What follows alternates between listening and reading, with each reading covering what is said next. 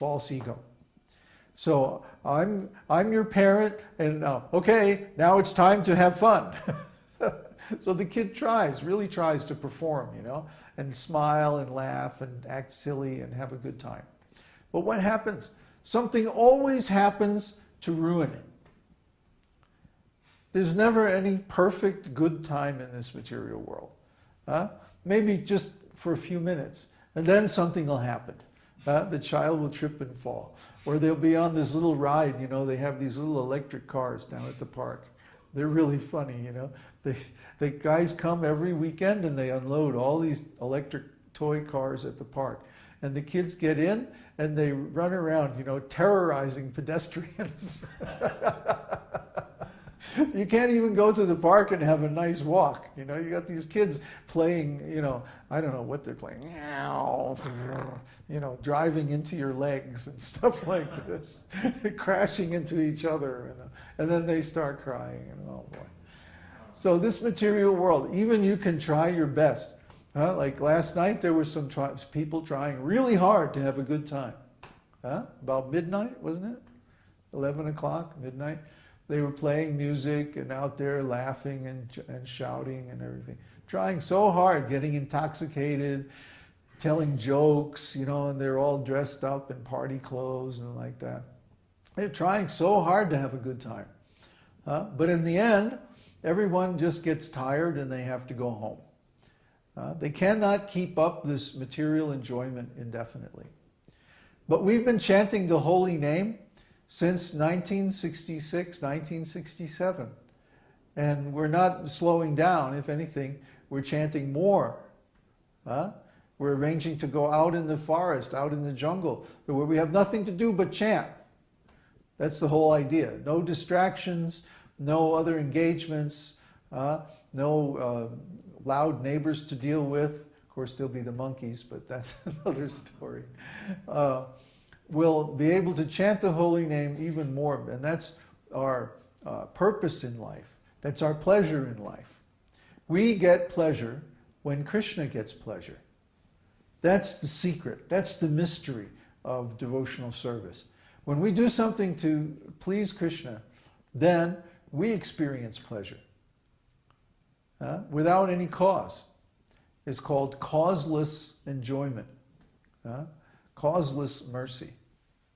So by pleasing Krishna with devotional service, we automatically enjoy.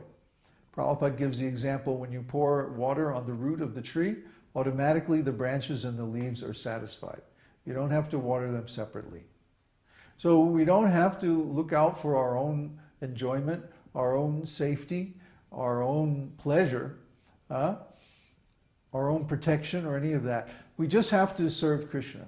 And then automatically all these other things are taken care of simply by themselves. Krishna is doing. Krishna is the doer. He says, I am the doer in all bodies. There are two knowers in the body. The body is called the kshetra, or the field. And then the knowers are the kshetrajna, or the knowers of the field. There are two, the soul and the super soul, or the individual jiva, you and I, and then also Krishna, the super soul, in one of his expansions. So who is actually operating the body? Not us. Do you beat your heart, or do you calibrate the amount of digestive acid in your stomach after you eat? Do you even think about it? Unless you get an upset stomach from eating too much. We don't even think about it. We simply enjoy the results of the operation of the body, which is carried out according to our desire by super soul. If I say, oh, I want to raise my hand, do I raise my hand? Do I think of how all the muscles in my arm have to cooperate and move together just to raise my hand? No. I just desire. I want to raise my hand, and it automatically happens. But it's not exactly automatic. It's done by super soul. Super soul is the doer, and we are simply the cooperator. When we cooperate with super soul, then everything goes very nicely. But if we rebel against Super Soul and we try to do our own program, then we have to struggle. Huh? Yeah, Maya Das. We have to struggle because we personally are taking the responsibility for our acts. And when we do that, we get karma. And we fall under the control of Maya. In devotional service, we are excused from our karma because everything we do is for Krishna. And not only that, we're not any longer under the control of Maya, but we're under the control of Krishna directly. Directly under the control, personally under control of Krishna. So when we cooperate with Krishna, that means we allow Krishna to control us. When Krishna says, Sarva dharman parityaja, mam ekam sharanam vraja, aham tvang sarva papebhyo mokshayashyami, masucha. When he speaks in Bhagavad Gita, he says, give up all other kinds of religion. He doesn't say, give up everything except Vedic religion. No, he says, give up all kinds of religion and just surrender unto me alone. That means unto Krishna personally. So if Krishna gives some instructions, as he does in Bhagavad Gita and Srimad Bhagavatam, and so many other places in the Vedic scriptures, we're meant to take that instruction personally. When Krishna says, Manmana bhava madbhakto, just always think of me. And he means that. Or how can we always think of Krishna? Well, we can think of Krishna always if we love Krishna. Just like if you love somebody, you're automatically thinking of them all the time. You can't help yourself. The mind is automatically drawn because of the pleasure involved in the love relationship. So if we have a love relationship with Krishna, who's the most lovable person, then automatically the mind is thinking of him night and day. That's the state of devotional service. We want to attain that state where we are always thinking of Krishna. Manmana bhava madbhakto. My devotee is always thinking of me. Madhyaji mang namaskuru. Always serving me and bowing down before me. So if we have deities or a picture of Krishna or an altar in our home, and every day we offer food and we bow down before Krishna, this means we're accepting Krishna's instruction personally. We're following that instruction directly. We have understood Krishna's instruction. Just the other day, what were you saying? A friend of ours had got her friend to read Bhagavad Gita. And so Uddhava asked her, well, is he a devotee? And she goes, no. Well, did he understand what he read? Oh, yeah, he understood just fine, no problem. But he's not a devotee? How is that possible? If we really understand Bhagavad Gita, then we will do what Krishna says. Sarva dharman parityaja, give up all other kinds of religion. Mam ekam sharanam vraja. Vraja means do it. Go, it means go.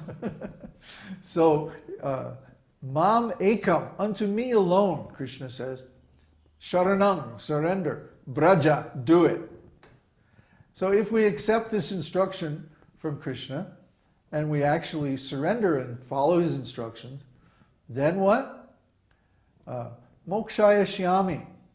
I shall deliver you. From what?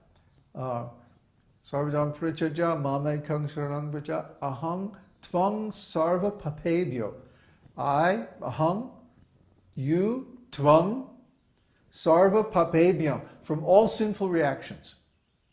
So we're all worried about karma and our sinful reactions from all the nonsense that we've done in this life and in previous lives. But if we surrender unto Krishna alone, giving up all other considerations, then mokshaya shyami aham tvang sarva papebhyo. I will deliver you from all sinful reactions. Ma shuchaha. Do not fear. Don't worry, Krishna says. Don't worry. Krishna is all-powerful. And actually, everyone in this world is chasing pleasure through the senses in this material world. But yet, the source of that pleasure that we're chasing in this material world resides within our very own hearts. So why are we going outside trying to find pleasure in this world when the actual source of pleasure, the actual emanation, the emanator of the pleasurable things in this material world is the supersoul in our own hearts? Why are we looking outside when the source of the pleasure we seek is within us? Like Jesus said, the kingdom of heaven is within you. So why are we doing so much external arrangements and so much external efforts and trying to go here and do this and go there and do that and all this stuff? It's not necessary. Krishna says, Sarva dharman parityaja. Give it all up.